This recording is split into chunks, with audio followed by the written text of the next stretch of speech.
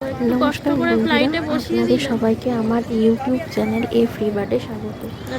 আগের ব্লগে দেখেছেন আমরা মহাকুম্ভের উদ্দেশ্যে রওনা হয়েছিল এবং প্রয়াগরাজে গিয়ে পৌঁছেছিলাম। এখন দেখতে পাচ্ছেন আমরা প্রয়াগরাজ থেকে সঙ্গমে যাওয়ার জন্য যাত্রা শুরু করেছি। এখানে আমরা অ্যারেল ঘাটে পৌঁছেছিলাম এবং বোটের অনুসন্ধান করতে করতে একটা বোট পেয়েছিলাম, যেখানে আমাদের সাথে অনেক হরিয়ানার কাকু কাকিমা ছিলেন এবং দেখতেই পাচ্ছেন যে সঙ্গমে যাওয়ার মুহূর্তে নদীতে কত হাঁস, অ্যাকচুয়ালি আমি ঠিক বলতে পারবো না এটা হাঁস না পাখি।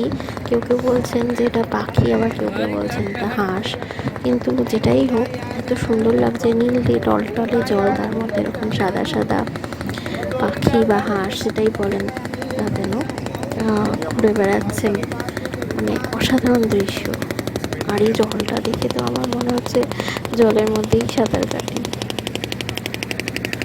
আর পাশে ছিল যেটাকে ফেমাস ফোর্ট বলে, আকবর ফোর্ট। তো আমরা এখন নৌকায় করে যাচ্ছি সঙ্গমে। দেখতেই পাচ্ছেন ফোর্টটা কত বড়, অসাধারণ দৃশ্য। মানে যখন আমরা নৌকাতে যাচ্ছিলাম, দেখুন পাখি, কত পাখি উপরে, মানে নিচে পাখি, উপরে পাখি, মাঝখানে আমরা, এরকম নীল জল টলটলে এত বড় ফোর্ট, আর সঙ্গে এত সুন্দর হাওয়া। নদীতে নৌকাতে যাচ্ছিলাম, এত হাওয়া কি বলবো। আমাদের প্রত্যেককে লাইফ জ্যাকেট পরিয়ে নেওয়া হয়েছিল, এটা বাধ্যতামূলক। নৌকাতে যখনই আমরা উঠেছি তখন দেখছি প্রত্যেকটা নৌকাতেই লাইফ জ্যাকেট পরিয়ে নিয়েছে, সবাইকেই পরিয়ে নিয়েছিল। তো এই যেতে অনেকটাই টাইম লেগেছিল, তবে অনেকটা বললে ভুল হবে, 8 ঘন্টা মতো। তারপর আমরা সঙ্গমে স্নান করে সূর্যদেবকে প্রণাম করে যখন ফিরছিলাম, এটা দেখতে পাচ্ছেন আরও অনেক বোট এসে এখানে দাঁড়িয়েছে। মানে বিভিন্ন জায়গায় টেম্পোরারি মানে ঘাট টাইপের করে দিয়েছে, মানে এগুলো ফ্লোটিং, এখানে ধরে আপনি স্নান করতে পারবেন। অনেকে সেটা ধরেই স্নান করছিলেন। আমরা একদম মিডল পয়েন্টে পৌঁছেছিলাম সঙ্গমে, যেখানে আমাদের নৌকাটাকে নোঙর করানো হয়েছিল। আর এটা ফেরার দৃশ্য দেখতে পাচ্ছেন কি পরিমাণে ভিড় হয়েছিল। আর এই দেখুন